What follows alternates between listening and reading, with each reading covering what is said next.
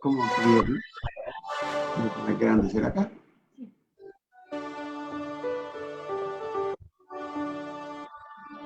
Sí, yo puse esto arriba. Ay, sí, ahí.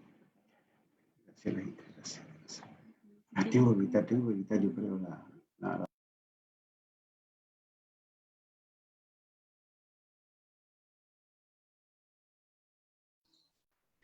¿Qué tal amigos? Muy buenas tardes, qué gusto volver a encontrarnos. Saludamos a todos quienes se encuentran conectados a través de nuestra red social universitaria en Facebook. La Universidad Estatal Amazónica ofrece a ustedes una calurosa bienvenida a esta jornada de capacitación online que el Departamento de Educación Continua ofrece a todos ustedes. Proponemos webinars gratuitos con una variedad de temas bajo la garantía académica que nos respalda. Para la apertura de esta programación, tengo el agrado de invitar a la principal autoridad de la Universidad Estatal Amazónica, doctora Ruth Irene Arias. Bienvenida, doctora.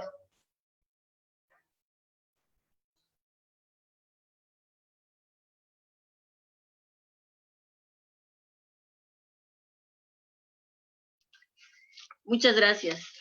Pensadores del mundo contemporáneo llaman la atención a cómo en pocos segundos puede suceder lo que no ha sucedido en años o en siglos. Una pandemia nos ha obligado al mundo entero a repensar las prioridades en el relacionamiento de los seres humanos con la naturaleza, con el ambiente, con los demás. Nos ha obligado a repensar las formas de procedimiento en el encargo social que cumple la universidad y asumir ahora la comunicación, la docencia a través de medios tecnológicos para presentar las funciones sustantivas de nuestro quehacer en general, de docencia, de investigación, en la clara conciencia de que, como dice Antonio Machado, en cuestión de cultura y saber, solo se pierde lo que se guarda y solo se gana lo que se da. Permítanme, en nombre de la Universidad Estatal Amazónica, darles la bienvenida a esta serie de eventos de capacitación y relacionamiento preparados a través de los webinars con nuestros colegas docentes e investigadores, con el Departamento de Educación Continua, el Departamento de Relaciones Públicas, la Unidad de Tecnologías de la Información y la Comunicación, la colaboración de docentes e investigadores de universidades fraternas y su personal de apoyo. Espero que con esta bienvenida y con cada uno de los eventos podamos lograr aunar cada vez más nuestras redes de trabajo, de investigación, de preparación de la universidad para mejorar nuestro quehacer en nuestros territorios. Bienvenidos, bienvenidas.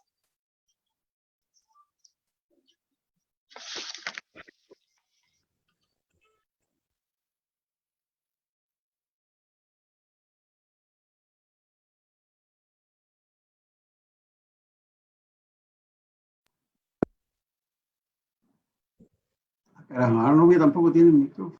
En esta tarde me complace presentar a nuestro primer expositor con el tema alimentos funcionales. Él es Manuel Pérez Quintana.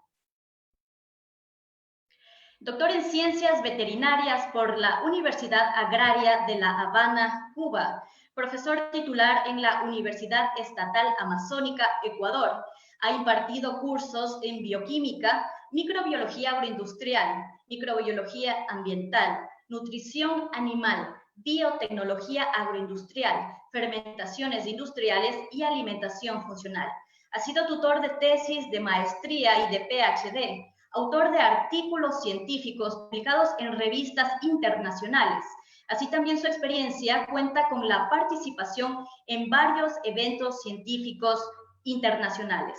Iniciamos este webinar, para lo cual invito al máster Juan Carlos Moyano, director del Centro de Educación Continua de nuestra alma mater, quien actuará en calidad de moderador. Bienvenido, Juan Carlos.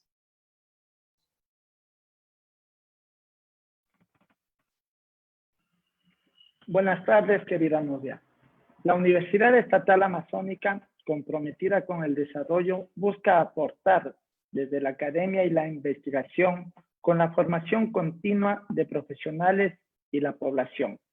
En este contexto y por la emergencia sanitaria que atraviesa nuestro país, hemos visto la necesidad de desarrollar algunos temas de que seguro tienen interés. Antes de dar inicio a la magistral, se informará además que la conferencia está siendo transmitida en tiempo real a través de Facebook. Me permito comentar que el ponente dispone de 30 minutos. Por último, no olviden dejar sus consultas para el panelista el día de hoy. La conferencia tiene como tema la alimentación funcional, sus componentes como parte de una dieta saludable. De igual manera, argumentará sobre la relación entre la alimentación funcional y sistema inmune. Asimismo, expondrá algunos resultados obtenidos en la Universidad Estatal Amazónica como parte del proyecto que dirigió, cuyo título fue Biopreparados Funcionales Amazónicos en Beneficio de la Salud. Damos paso al expositor de esta tarde, el doctor Manuel Pérez. Muy buenas tardes con todos y con todas y con todos. Realmente es un placer poderme dirigir a ustedes en un tema, digamos, que tiene importancia y trascendencia, ya que se relaciona con, digamos, los eventos más importantes que incluso vivimos en la actualidad, relacionada con la urgencia de enfrentar importantes enfermedades tan trascendentes que han llegado a ser o ha llegado a ser una gran pandemia. Realmente quisiera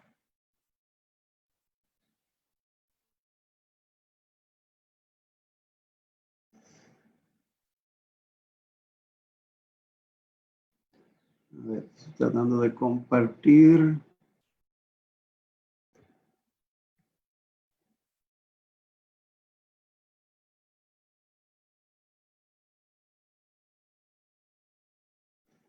Estoy tratando de compartir la información. No, creo que ya podemos observar la información. Quiero preguntarle a nuestro director de Educación Continua si ya la presentación se puede visualizar, para estar seguro, ¿no? Sí, está visualizada ya la presentación. Okay. Agrandarle, por favor, doctor. Ok, muchísimas gracias, ¿no? Bueno, decir que queremos de una manera muy resumida, digamos, tratar el tema de la alimentación funcional, que es un tema de alguna amplitud, pero digamos que nuestro compromiso es, en primer lugar, tratar de conceptualizar, de poner en su contexto, digamos, real a este gran concepto que es la alimentación funcional. Hablar un poquito de los componentes que debe tener una dieta para que se considere funcional, una alimentación para considerarla funcional. De alguna manera, si quisiéramos tratar un poquito el tema de la alimentación funcional y su relación con la respuesta inmunológica, con la defensa de nuestro organismo. Y al final de la charla, que debe ser de aproximadamente 30 minutos, pues si quisiéramos hablar de algunos resultados en este tema de alimentación funcional de la Universidad Estatal Amazónica, acá en el oriente ecuatoriano.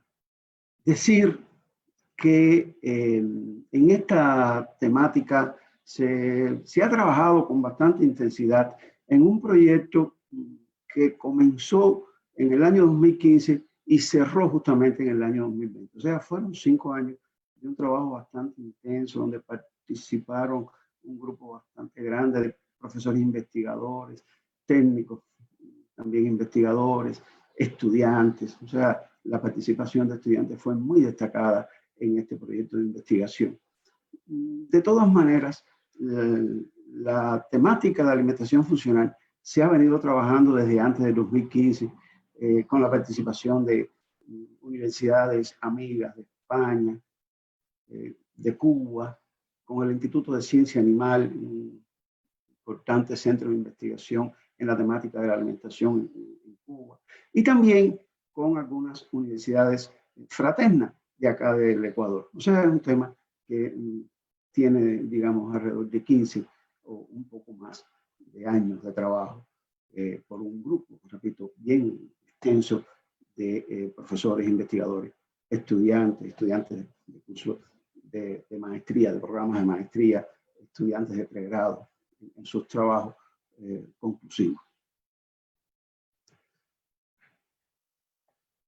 Bueno, siempre nos gusta comenzar de manera introductoria esta charla colocando, digamos, en su lugar a la alimentación, a los factores nutricionales, a todo lo que tiene que ver con una alimentación buena, una alimentación saludable, y el impacto que esto tiene en, vamos a llamarle así, en controlar, en lograr que el resto de factores que están incidiendo sistemáticamente sobre nuestras vidas pueda ser controlado. Ya sabemos que sobre la vida de todo, constantemente están incidiendo factores ambientales, factores sociales, el estrés, que es uno de los males modernos, ya sabemos, factores económicos, factores genéticos.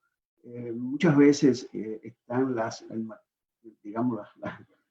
enfermedades marcadas en nuestro ADN que traemos desde nuestros padres, nuestros abuelos, esa predisposición a enfermedades. O sea, un grupo de factores que de alguna manera se nos hace muy difícil controlar.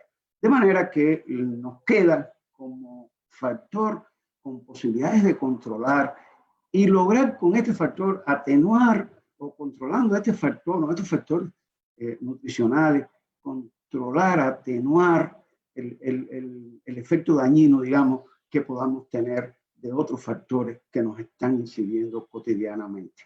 O sea, siempre decimos con esta primera diapositiva que es necesario poner en su contexto a la alimentación, justamente en el contexto de que es el factor que podemos manejar, que podemos manipular, y justamente a través de una buena alimentación, de una alimentación saludable, una alimentación funcional, una alimentación nutracéutica, como le llaman en algunos lugares, poder hacer que los factores negativos que nos puedan estar haciendo daño puedan ser controlados. Esta parece que pudiera ser, o pensamos siempre, que debe ser el inicio de la charla, justamente para colocar en su justa medida a estos factores nutricionales. Ahora, ¿qué asumir? ¿Cómo definir? ¿Cómo conceptualizar la alimentación funcional? Hay que decir que si revisamos en la literatura especializada, hay muchas definiciones, distintos investigadores, especialistas, personas muy destacadas que trabajan la temática. Y como criterio quizás que podemos unificar, hay que decir que casi todos estos conceptos están más o menos en los mismos indicadores, en el mismo planteamiento. De todas maneras, quisimos traer una definición, en este caso, del Consejo Europeo de Información sobre la Alimentación. Nos parece que es bastante completa esta definición, y fíjense que considera a los alimentos funcionales como aquellos alimentos que se consumen como parte de una dieta normal, de una dieta cotidiana, de la dieta diaria. O sea, no hay ningún invento.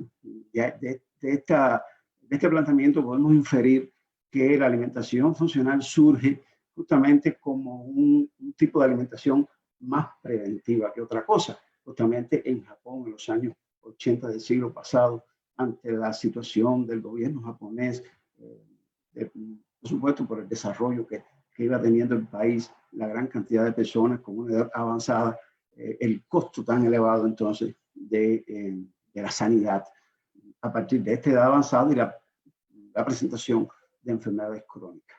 O sea, digamos, los japoneses dijeron, bueno, vamos a poner a la alimentación en función de una mejor salud para abaratar, lógicamente, todos estos costos de la sanidad que les resultaba tan complicado al gobierno japonés. Digamos que ese es el origen de la alimentación funcional es en Japón, y fue justamente como un elemento preventivo ante la existencia de enfermedades crónicas en un grado creciente en aquella época en Japón. O sea, digamos que este es el primer concepto. Es una dieta que se consume o que debe consumirse sistemáticamente, y quizás si revisamos la literatura científica, vamos a encontrar un buen número de trabajos, de información, que la acción más significativa, la acción quizás más importante de esta alimentación es en el fortalecimiento, en la mejora de la respuesta inmunológica. Esa, digamos que es la consecuencia principal de una alimentación funcional. Digo consecuencia en el sentido positivo. Ahora, ¿qué debe aportar una alimentación funcional? Y también pensamos que hay que siempre destacarlo. Primero, los nutrientes esenciales para la vida. O sea, una alimentación funcional tiene que tener como base el aporte de las proteínas, los aminoácidos esenciales, los lípidos esenciales, las vitaminas, los minerales. O sea, eso no puede faltar en una alimentación funcional. Ya sabemos, los nutricionistas que tanto han trabajado en términos de requerimientos nutricionales, de aporte, de composición de alimentos. Bueno, eso es esencialmente necesario tener en cuenta en una alimentación funcional. O sea, la alimentación funcional no puede ser carente en nutrientes. Tiene que ser una alimentación que aporte los nutrientes esenciales, por supuesto, en los requerimientos requeridos en dependencia de las condiciones, de la edad, del estado fisiológico, bueno, de una serie de condiciones que los médicos, por supuesto, dominan a una gran profundidad. Pero, ¿qué pasa con la alimentación funcional? Y quizás aquí hay un elemento importante. Debe aportar las moléculas, digamos, los componentes biológicamente activos, así se llaman, ¿no? O sea, por encima de los nutrientes, de ese valor nutricional base de la alimentación, deben estar los componentes, los llamados componentes biológicamente activos. Así se le llama prácticamente en toda la literatura que se consulte, ¿no? Y claro, esta alimentación, ya sabemos que la función que tiene, o por lo menos lo más que se persigue con esto o con ella, es el efecto preventivo sobre digamos, reducir el riesgo de sufrir las enfermedades crónicas que tanto daño nos hacen, las enfermedades catastróficas, cardiovasculares, enfermedades respiratorias, diabetes, etc. Hay que decir que ha avanzado mucho el mundo de la alimentación funcional, de la alimentación saludable, y hoy podemos encontrar mucha literatura que ya hable o estudie o reporte la aplicación de esta alimentación también con fines terapéuticos, digamos, en la cura o por lo menos en la mejoría de muchas enfermedades. Un elemento más, digamos, un componente también terapéutico en la cura de muchas enfermedades, y hay evidencia científica en la literatura sobre esto también. O sea que la alimentación funcional comienza, digamos, como un elemento muy preventivo, a partir de Japón y toda la historia que ya sabemos, pero de alguna manera con el transcurso del tiempo ya se han hecho investigaciones buscando su aplicación en la mejora, digamos, de muchas enfermedades. Bueno, yo siempre les quiero traer este elemento de pirámide alimenticia. A algunas personas no les gusta mucho la pirámide, pero bueno, se maneja por algunas personas, los médicos la manejan bastante en muchas ocasiones. Y digamos, en términos de pirámides alimenticias, tenemos esta, fíjense que es del año 1992 del Departamento de Agricultura de los Estados Unidos. En esta pirámide tenemos en la base, en términos de cantidades, digamos, de proporciones en el plato donde comemos, ¿no? Pues claro, los alimentos energéticos, los alimentos basados en granos, que aportan una gran cantidad de energía, carbohidratos, etc. Y después, entonces, que aparecen frutas, vegetales. Ya sabemos que este concepto ha cambiado mucho.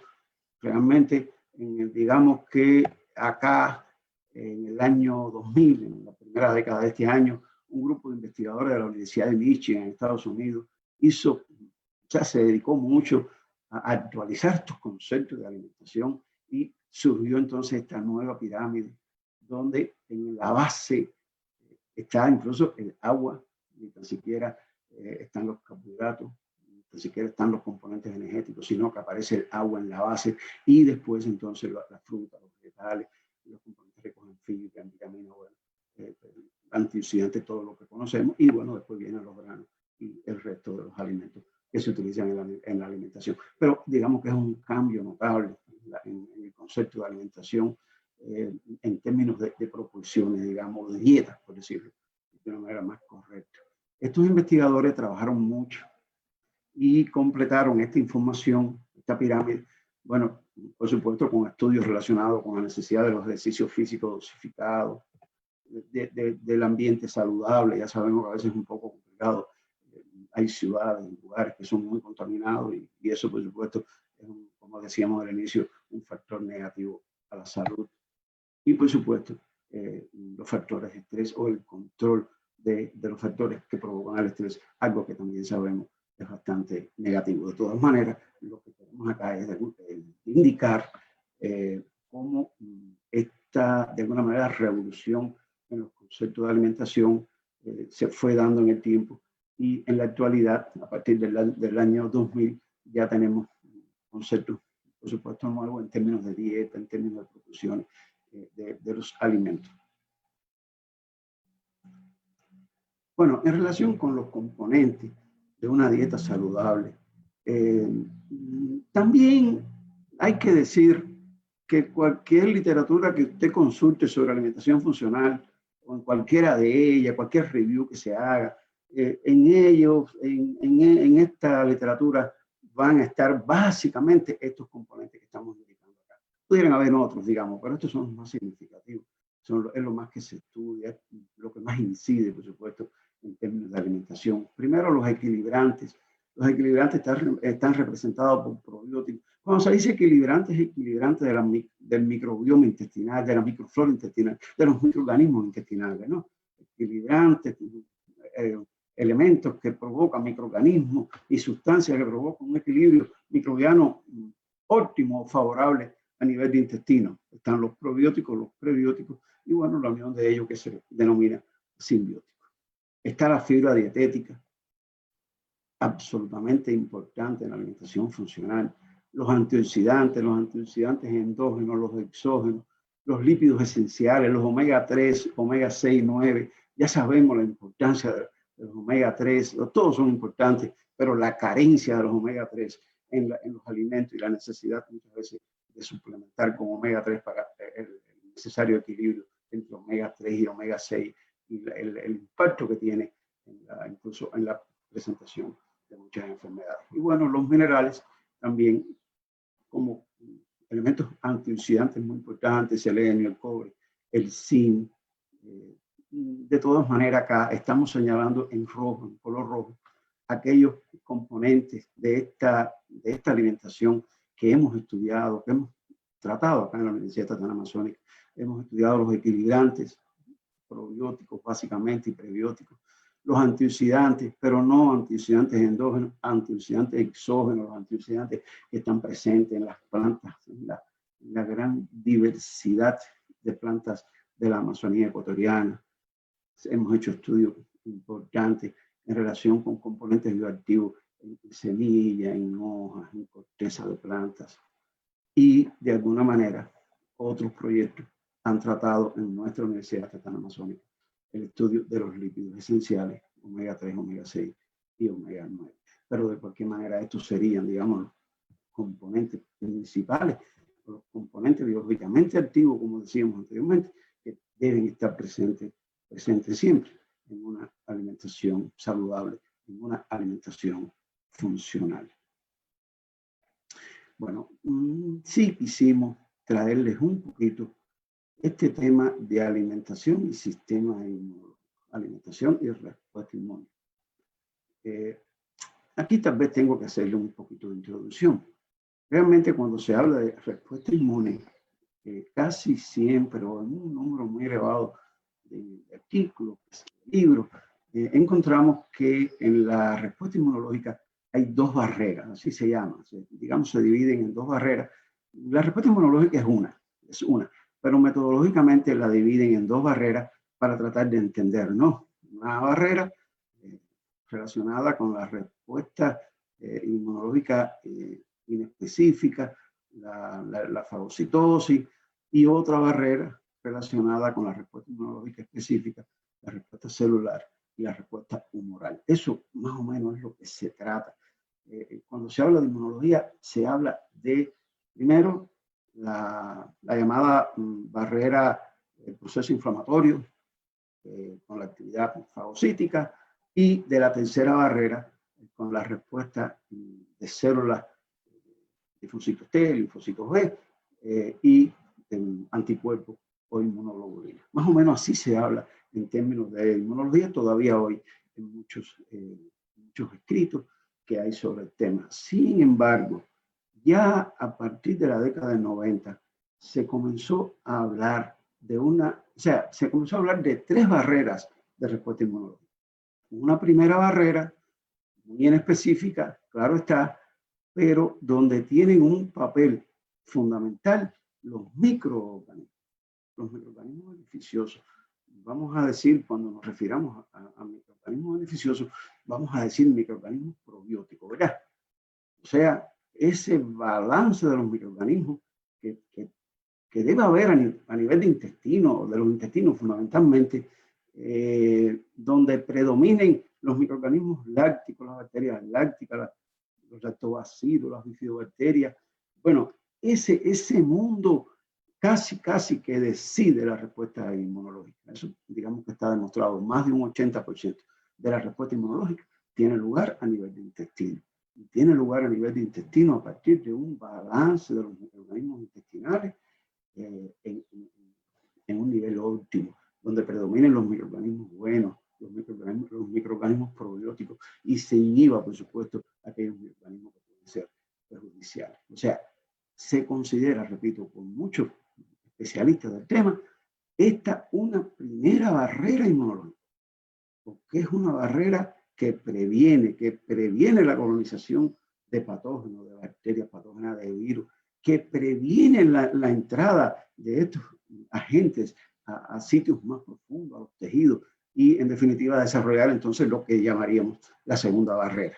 O sea, cuando hay una primera barrera bien fortalecida con los elementos microbiológicos y otros elementos como el pH gástrico, la salud intestinal, o sea, es una gama de elementos que están formando esta primera barrera y que tienen, claro, la función de no permitir que los agentes patógenos penetren, que lleguen a sitios más profundos y puedan provocar un cuadro infeccioso que ya sabemos que puede ser muy peligroso. O sea, como cuestión muy importante, digamos, a partir de la década de 90 está considerar esta primera barrera y y decir que esta primera barrera tiene una función inmunológica importante. Y después vamos a ver un poquito más adelante otras cuestiones de la inmunología y esta primera barrera.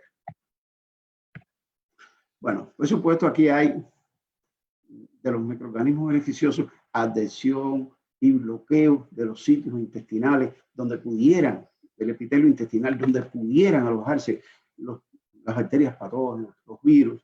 Por supuesto, saturan estos sitios, no le da posibilidad entonces a aquellas bacterias patógenas para que puedan adherirse y provocar una situación de infección, una situación dañina. También hay por estos microorganismos, fíjense que se dice muchas veces microorganismos ácido lácticos, porque son productores de ácidos orgánicos. Estos ácidos orgánicos hacen que haya un cambio en el pH intestinal, en el entorno de ser más ácido, y ese pH más ácido hace que se inhiba también, que impidan que proliferen las bacterias patógenas y no tengan posibilidades, digamos, de provocar una situación de enfermedad. Esto nos parece importante, considerar la necesidad de tener una salud intestinal a partir de un balance microbiano óptimo, favorable, donde predominen aquellos microorganismos probióticos. O sea, dijimos que cuando hablemos de microorganismos bueno, vamos a decir probióticos. Por tanto, esa primera barrera de contención de bacterias patógenas, de virus, es muy importante y es absolutamente necesario mantenerla en un buen nivel. Ya sabemos que las mayores evidencias que se tienen sobre alimentación funcional y respuesta inmunológica están justamente con la aplicación de microorganismos probióticos. O sea, compañeros, cuando se dice hay que consumir probióticos, eso es muy cierto, ¿verdad? Lo que pasa es que hay que ver qué probióticos consumir también. A veces hay un poco de mentira en el mercado con probióticos que quizás no tengan los efectos que se indican, pero los probióticos que son bien seleccionados, que tienen la capacidad de adherirse al epitelio intestinal, que tienen la capacidad de producir ácidos orgánicos, que tienen la capacidad un poquito más adelante acá de producir sustancias bacteriostáticas, bactericidas, con actividad antibiótica, antibióticos contra bacterias dañinas. La producción de peróxido de hidrógeno, que también es un elemento importante, inhibiendo el desarrollo de bacterias perjudiciales.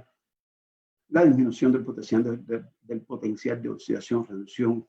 Muchas de estas bacterias son, o sea, muchas de las bacterias que provocan enfermedades son aerobias, por tanto se les hace el ambiente intestinal desfavorable para su desarrollo, al igualmente la producción de dióxido de carbono, provocando un ambiente también totalmente hostil a las bacterias enteropatógenas. O sea, hay que decir que las bacterias probióticas, las bacterias buenas, provocan toda una serie de efectos en el entorno intestinal que favorecen en todo momento la salud y una elevada respuesta inmunológica. O sea, esto yo quería traerle como cuestión que hay que, digamos, tener en cuenta siempre cuando queremos tener el efecto benéfico, el efecto favorable de una alimentación. Digamos que acá hay bastante relacionado con esto, la capacidad prebiótica de la fibra dietética, alimentando las bacterias beneficiosas, la protección antioxidante también del propio intestino, de las células intestinales. O sea, la alimentación con todos sus componentes de alguna manera incide en una respuesta inmunológica alta y en una mejor salud. Bueno, miren, aquí les decía esto. Les traje este esquema. Realmente, con este esquema, lo que estamos mostrando es cómo los microorganismos probióticos, dicen acá arriba, lo dicen en inglés, ¿no? Los microorganismos probióticos tienen una capacidad inmunomoduladora, de alguna manera ese es el término que se utiliza, y esta capacidad inmunomoduladora hace que se liberen a este nivel de intestino una cantidad extraordinariamente grande de inmunoglobulina A. Esta inmunoglobulina A es muy protectora de las células epiteliales intestinales. Igualmente, tapizan las células y no dejan que las bacterias dañinas y los virus se alojen y puedan penetrar y provocar un cuadro de enfermedad. O sea, esto, digamos, es una de las cuestiones bastante demostradas, un conocimiento bastante sólido en relación con los probióticos y la salud intestinal, la respuesta inmunológica a nivel de intestino, ¿no? Siempre nos parece que este diagrama es interesante justamente porque deja entrever la relación tan estrecha entre los microorganismos beneficiosos y la respuesta inmunológica que hace que el intestino sea protegido y que haya una alta, desde luego, respuesta inmunológica, respuesta de protección en general. Ahora, creo que tenemos que apurarnos un poquitico. Ahora, la segunda y la tercera barrera. Yo quería hablarle un poquitico de la segunda y tercera barrera. Ya la primera barrera, según los conceptos más nuevos, bueno, de hace quizás 3 décadas, ya sabemos la importancia que tiene, la significación que tiene esta primera barrera, esta barrera donde los microorganismos probióticos son esenciales, son clave en esa respuesta inmunológica general que necesitamos para, por supuesto, estar protegidos, ¿no? Ahora, vamos a entender un poquito la segunda, bueno, esta es la segunda barrera, es el proceso inflamatorio. Por supuesto, aquí está la fagocitosis, términos, por supuesto, que lo dominan con mucho nivel los inmunólogos, cómo ocurre la fagocitosis, las distintas células fagocíticas que hay, macrófagos, células dendríticas, polimorfos nucleares, etc. O sea, este es un proceso bien complejo. Yo, por favor, no me voy a, ni tan siquiera pretendo introducirme un poquito en él. Es un proceso bien interesante, bien, digamos, bien complicado, el proceso inflamatorio, pero lo que quiero es, de cierta manera, no introducirme en términos clínicos ni nada por el estilo, sino en ver desde el punto de vista inmunológico qué es lo que sucede, en esta segunda y tercera barrera. Y yo les traigo acá un diagrama un poquito extenso. De antemano les estoy pidiendo disculpas porque es un diagrama un poquito extenso, pero no tenía otra manera de poder entender la segunda y la tercera barrera. La segunda barrera relacionada, repito, con el proceso inflamatorio, y la tercera barrera con la respuesta inmunológica celular específica y humoral, claro, también específica.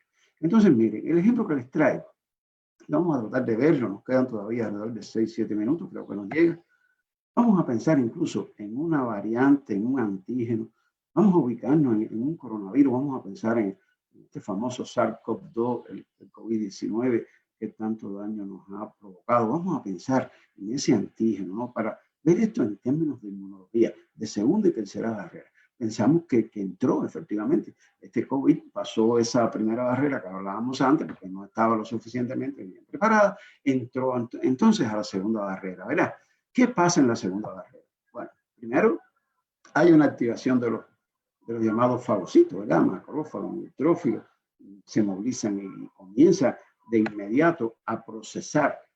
A ver, para los que no estén familiarizados, fagocitar es, a ver, un término un poco quizá vulgar, pudiéramos decir, comerse, ¿no? O sea, el antígeno, el virus entra y inmediatamente es procesado, es roto, hidrolizado y aparecen, digamos, fragmentos de ese virus. O sea, aparecen fragmentos de ese virus debido a esta actividad de ruptura de estos fagocitos, ¿verdad?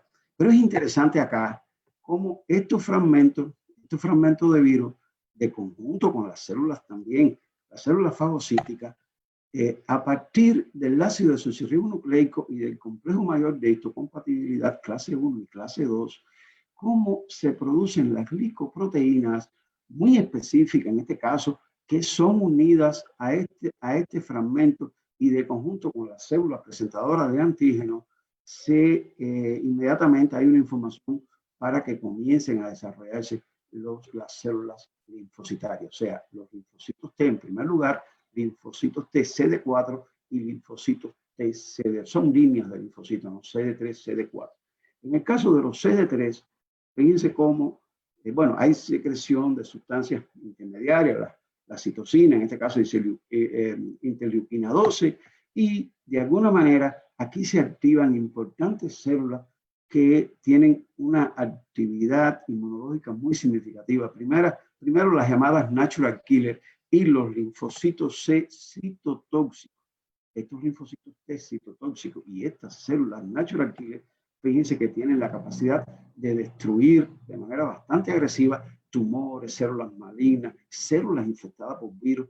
O sea, las células que estén infectadas por el coronavirus, en este caso estamos poniendo como ejemplo, pues serán inmediatamente atacadas y destruidas por estos linfocitos T citotóxicos y las células natural killer. Las natural killer tienen la característica de que también van a romper, a destruir, en este caso, el antígeno.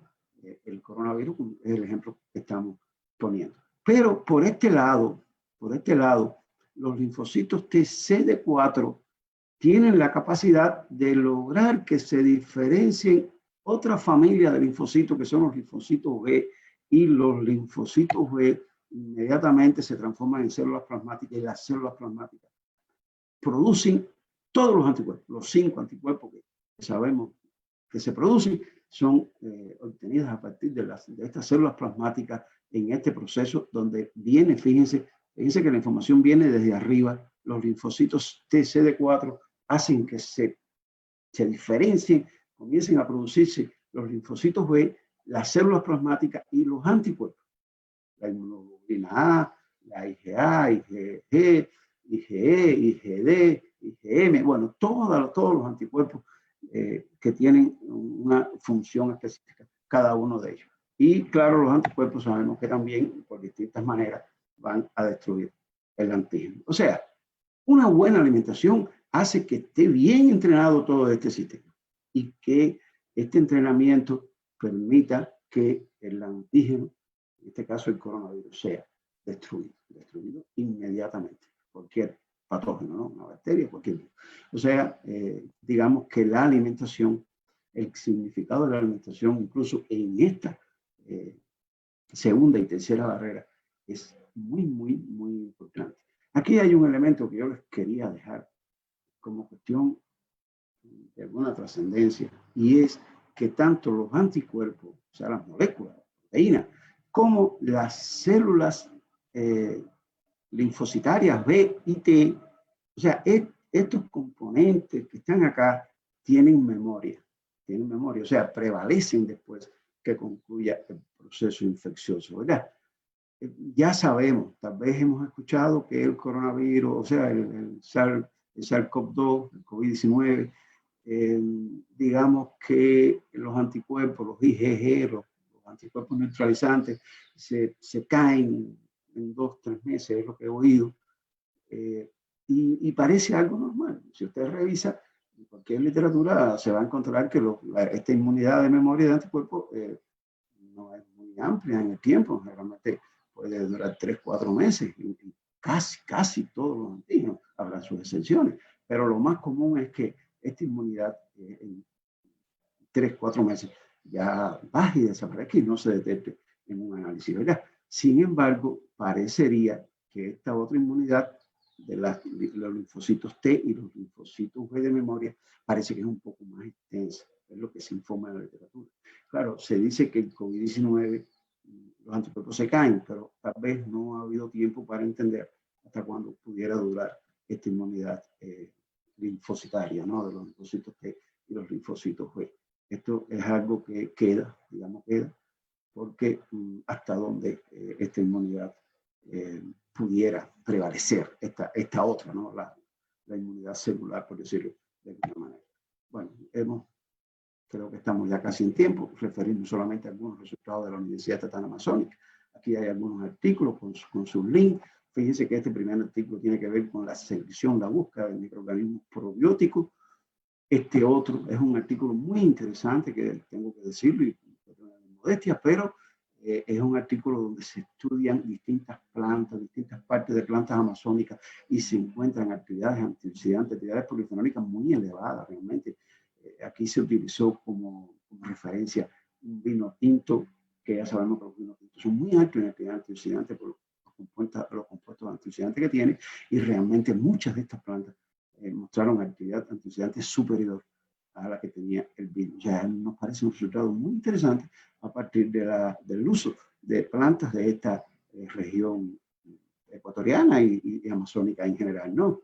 Acá tenemos estudios de prebióticos a partir de hidrolizado de levadura, la levadura Saccharomyces cerevisiae, que es la levadura más utilizada en el proceso. Un trabajo de polifenoles, en este caso de teobroma cacao, en chorizo fresco para tratar de buscar más estabilidad en el producto, un mejor efecto antioxidante, contenidos de fenoles en plantas también de esta zona y fue probado, digamos, este extracto en cerdos en post-estéticos. Otros resultados, aquí trabajo de optimización de polifenoles a partir de una planta de la Amazonía, Maitenus macrocarpa, de corteza de esta planta, que ha mostrado tener una actividad antioxidante muy destacada. Algunos trabajos también de optimización utilizando la inteligencia artificial, algunos trabajos de diagnóstico, de búsqueda y de manejo de alguna manera de la agrobiodiversidad amazónica. Bueno, digamos que hay dos libros. El primer libro, Alimentación Funcional, dedicado íntegramente a la alimentación funcional, y un libro, Amazonía Exótica, que tiene al menos 4 capítulos que tratan el tema de la alimentación funcional. Yo he terminado, creo que me ha pasado unos minutos, entonces pido disculpas de antemano. Muchísimas gracias. Muchas gracias, estimado doctor Manuel Pérez, por el aporte de los conocimientos realizados a nivel nacional e internacional. Les enviamos un afectuoso saludo al público que nos acompaña el día de hoy, a las universidades fraternas que nos felicitan por el prestigioso evento.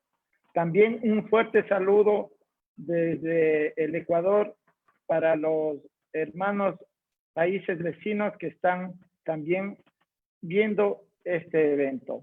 A los Estados Unidos también nos envían saludos desde allá. Bien, doctor, entonces pasamos a la ronda de preguntas. Nuevamente felicitarle, agradecerle por esta buenísima magistral. Hay muchas preguntas, hemos seleccionado este momento, enviarles saludos también a los participantes de la Universidad Estatal Amazónica. Roger Alessandro hace una pregunta. ¿Cuál sería la alimentación apropiada y saludable para cada uno de nosotros? Esa es una buena pregunta, ¿no? Miren, nosotros somos muy cuidadosos en dar recetas, porque no somos médicos, somos investigadores en el tema de la alimentación. Entonces, digamos que podemos hablar un poquito del tema, ¿no? No es que tampoco sea, pero ya digamos una mayor profundidad relacionado incluso con alguna dieta para enfermedades. Eso no estamos en condiciones porque, repito, somos investigadores en el mundo de la alimentación, pero no somos médicos, ¿no? Entonces quiero un poquito dejar eso claro por un problema de ética, ¿no? Dejar eso bien clarificado, ¿no? En primer lugar quiero eso. Pero, digamos, tenemos que pensar para tampoco abandonar la respuesta, o sea, la pregunta que me hace y darle una respuesta, ¿no? Tenemos que pensar que hay dos elementos importantes que están muy relacionados y uno es el término dieta y otro es el término ración, ¿verdad? O sea, digamos que en términos de dieta tenemos que tener un balance de aquellos alimentos que nos permitan los nutrientes esenciales que necesitamos y tratar de tener entonces que lleguen a nosotros los componentes biológicamente activos. No debe faltar, por supuesto, la fibra dietética, estamos claros. Los vegetales, la fruta, los granos, o sea, todos aquellos componentes, todos aquellos alimentos que sean ricos en fibra. Muchas veces abusamos de alimentos muy refinados. Eso no vale y tampoco quiero hacerle propaganda a ningún alimento en términos negativos, ¿no? Pero la gran verdad es que las harinas refinadas, los alimentos a veces extraordinariamente refinados, sabemos que nos llega, no estamos de acuerdo justamente porque uno de los componentes fundamentales de la alimentación, que es la fibra, no nos está llegando. Yo digo, y me voy por personalmente que en el caso mío, tengo que ponerme de ejemplo, digamos, yo no tengo muchas dificultades con la dieta. La dieta bien en términos de variedad y de aquellos alimentos que me garantizan que estén presentes los componentes biológicamente activos y también los nutrientes. Personalmente no creo que no tengo problema con eso, pero tal vez en términos de ración no sea igual. O sea, creo que hay que cuidar las dos cosas. Hay que cuidar la cantidad de alimentos que consumimos y la variedad, ¿verdad? Son dos componentes grandes. He oído algunas personas que dicen, caramba, pero si yo tengo una dieta bien variada y estoy grueso, ¿no? Bueno, pero y la cantidad que estás consumiendo, la ración, en términos de ración. O sea, yo pienso que en esta situación hay que ser muy precavido. Hay que entender un poquito el metabolismo que uno tiene también, ¿no? Y hasta dónde puede llegar. Hay que acompañar, desde luego, una alimentación, modestamente pienso, con el desarrollo de ejercicio físico de lo más sistemático que se pueda. O sea, hay una serie de componentes que considero hay que tener en cuenta para tener salud, ¿no? O sea, no es dejar de comer, no es maltratarse, pero sí es tener un poquito de disciplina para, justamente para que la alimentación se convierta en un elemento de salud, ¿no? Ya, eso puedo decir, ¿no? Bien, muchas gracias. Están llegando otras preguntas. También un saludo a Carlos Torres, que nos hace una pregunta. ¿Qué pasa si una de las barreras se debilitan en el sistema, estimado doctor? Claro, es gravísimo, ¿no? Sobre todo, esta primera barrera la consideramos muy importante. Aquí hay unas cuestiones ya de términos de enfermedades en los cuales yo, por favor, no puedo meterme, ¿no? Con la segunda barrera, con la respuesta inmunológica, con la información genética, con el complejo mayor de histocompatibilidad, con las glicoproteínas. O sea, puede ser muy específico el tema, ¿no? Y hay personas, ya sabemos que genéticamente puede tener una respuesta inmunológica muy potente y tal vez otras personas no. O sea, hay individualidades también, ¿no? Pero la verdad es que, digamos, la debilidad de la primera barrera es muy, o sea, es gravísimo, ¿no? Que haya un trastorno de la microflora intestinal, del balance de los microorganismos intestinales, que las bacterias patógenas, los virus entren, penetren y provocan un cuadro infeccioso agudo, a veces incontrolable. Ya conocemos toda la situación que se da con el COVID-19, lo que llaman la tormenta de citopina, de alguna manera descontrolado lo que ocurre. Y claro, entonces la presentación de los síntomas tan graves y que a veces da con la muerte de la persona, ¿no? Yo creo que tenemos que ver el sistema inmunológico como una sola cosa. No podemos, tal vez, podemos pensar en barreras para metodológicamente entenderlo, pero en términos ya prácticos, pensar que es una sola cosa. O sea, es una gran respuesta que tenemos que lograr justamente para tener salud, ¿no? En definitiva, el objetivo, o sea, si el sistema inmunológico está bien fortalecido, bien entrenado, con una respuesta inmediata, pues claro que es más difícil tener dificultades. A veces casi las personas no se enferman, pueden tener un pequeño resfriado, pero la respuesta inmunológica es tan rápida que los antígenos en este caso no pueden penetrar, digamos, a la segunda barrera, incluso, o si penetran a la segunda barrera, lo hacen de una manera muy debilitada y la respuesta es muy inmediata, muy rápida. ¿Qué es lo que pasa? Ya sabemos que con relación al COVID-19 se dice que sé yo, más del 70% de las personas son asintomáticas. Bueno, son asintomáticas porque el virus no tiene posibilidad de entrar, de penetrar, de dañar, digamos, a personas que tienen un sistema inmunológico, entre otras cosas, ¿no? No es lo único, pero sí es muy importante, un sistema inmunológico bien preparado en toda su barrera, pero también de manera integral. Ya, esa es la respuesta, ¿no? Más o menos. A ver, no sé si estamos de acuerdo. Sí, muchas gracias. Muchas gracias por la información, doctor Manuel Pérez. Una pregunta importante relacionada con la Amazonía ecuatoriana. ¿Los alimentos tropicales de la zona propia de la región amazónica incluirían en la pirámide de alimentos saludables? Claro, claro. Imagínense que los componentes biológicamente activos en una buena medida proceden de plantas. Y la gran biodiversidad que existe aquí en la Amazonía, la tremenda variedad de plantas que hay, pues es una fuente importante para la obtención de alimentos funcionales. Tenemos, ya les decía, una experiencia acá en la Universidad Amazónica, obteniendo o en la obtención de extractos de plantas, de muchas de estas plantas amazónicas, extractos con una elevada actividad polifenólica, actividad antioxidante, digamos, hay componentes o alimentos acá con composición de fibra dietética muy buena, muy saludable. O sea, los alimentos funcionales, digamos que se nutren en una buena medida de alimentos procedentes de plantas. Bueno, también de animales, ¿no? No estamos hablando de una dieta vegetariana ni nada por el estilo, estamos hablando de una dieta funcional, de una dieta saludable, donde hay una composición bastante heterogénea de los diferentes principios biológicamente activos y, por supuesto, nutrientes, ¿no?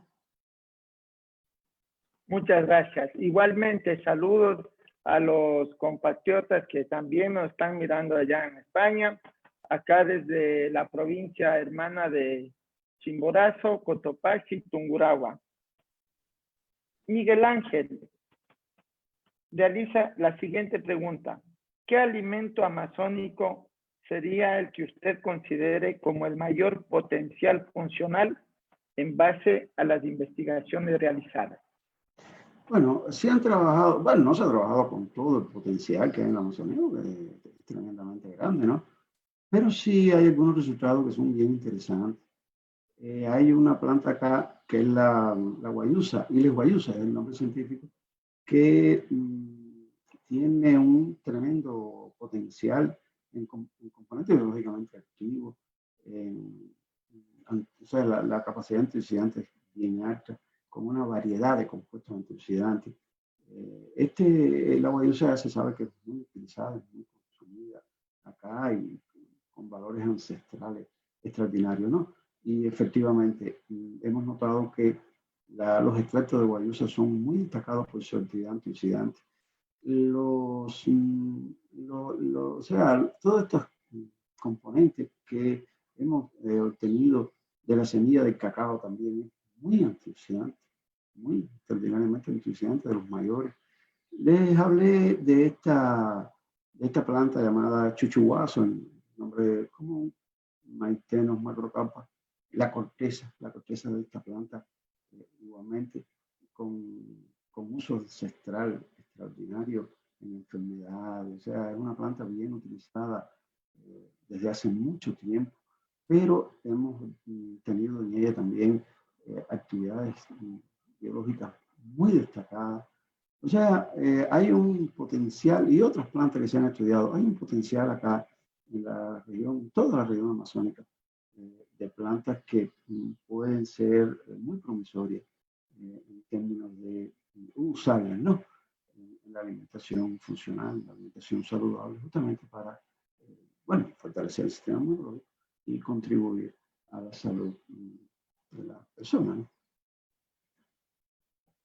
Muy bien, seguimos en función del tiempo. Las preguntas que no vamos a avanzar a leer, vamos a contestarlo por interno. También nos hacen unas recomendaciones, Patricia, Eugenia. Los jóvenes deberían alimentarse adecuadamente porque cuando uno va para viejo le caen todas las dolencias. Es una recomendación que nos hacen también en esta actividad importante. Otra pregunta, ¿cuál piensa usted que sería la mejor forma con alimentos propicios para que podamos tener defensas altas? Bueno, esa pregunta de alguna manera está respondida, ¿no? O sea, usted tiene que tener en su alimentación un balance nutricional y de componentes biológicamente activos que le permita tener las defensas altas, ¿no? Eso es lo primero. Siempre decimos que es necesario tener un balance de microorganismos favorable a nivel de intestino. Eso siempre, la verdad que no lo decimos, sino lo hemos leído de alguna manera en tanta información, en tanta literatura, ¿no? La necesidad de que los microorganismos intestinales tienen un balance favorable, donde predominen, como decíamos, los microorganismos que son beneficiosos, y que a partir de ahí se desarrolle una respuesta inmunológica que se hace sistémica prácticamente. Se dice que ahí está, decíamos en algún momento, casi el 80% de la respuesta inmunológica total. O sea, es recomendable utilizar los microorganismos probióticos.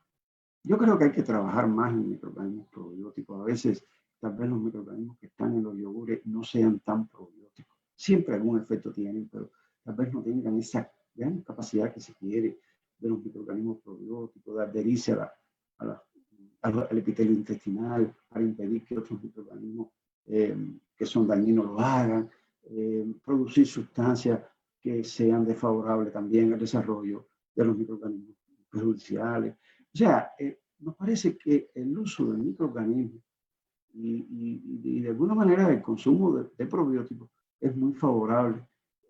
Todas aquellas sustancias que tienen que ver con los llamados prebióticos, que son sustancias que alimentan a los microorganismos probióticos, así se conocen prebióticos. Hay prebióticos muy destacados.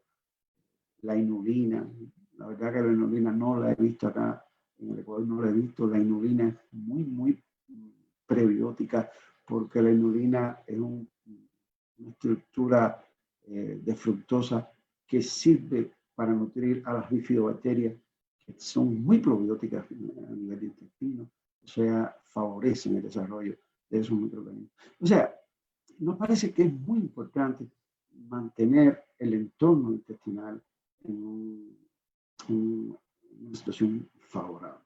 Eso es lo primero. Y luego después, bueno, no podemos, creo que es imposible negar lo que decíamos antes, el consumo de alimentos fibrosos, de alimentos ricos en vitaminas antioxidantes, vitamina C y otras vitaminas, vitamina A, alimentos que tengan niveles favorables de minerales que se saben que tienen una actividad antioxidante muy destacada, el zinc, el cobre, entre otros. O sea, yo creo que de alguna manera hay que tratar, y repito, esto tiene que ser, ya yo personalmente no le puedo decir a nadie, tienes que comer o consumir estas cantidades, porque eso ya es un nutricionista que no me toca, ¿no?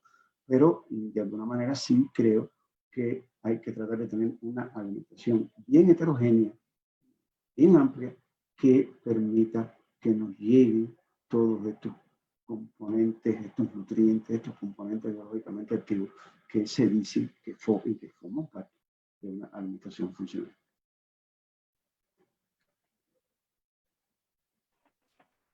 Seguimos con las dos últimas preguntas porque vamos ya a ir cerrando. Nos hemos pasado del tiempo, ¿sí?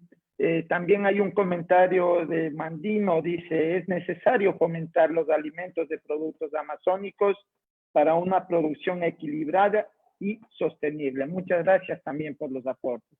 Y para ir culminando con la última pregunta, estimado doctor, le envían saludos desde el último paraíso. La pregunta es, ¿cree usted que las plantas propias de la Amazonía tienen algún impacto a través de la alimentación frente al COVID? Con esta pregunta estamos cerrando este prestigioso evento. Doctor, adelante. Esa es una buena pregunta y algo tengo que decir, pero tampoco me corresponde desarrollarla demasiado porque, repito, es más una cuestión médica que otra cosa, pero si me piden un criterio, pues lo doy, ¿no?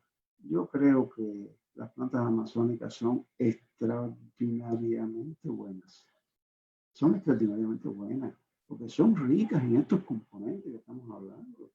O sea, como si entendemos que las plantas tienen una elevada capacidad antioxidante, una elevada capacidad polifenólica, tienen un contenido en fibra muy equilibrado, muy favorable, tienen un contenido en prebiótico extraordinariamente alto.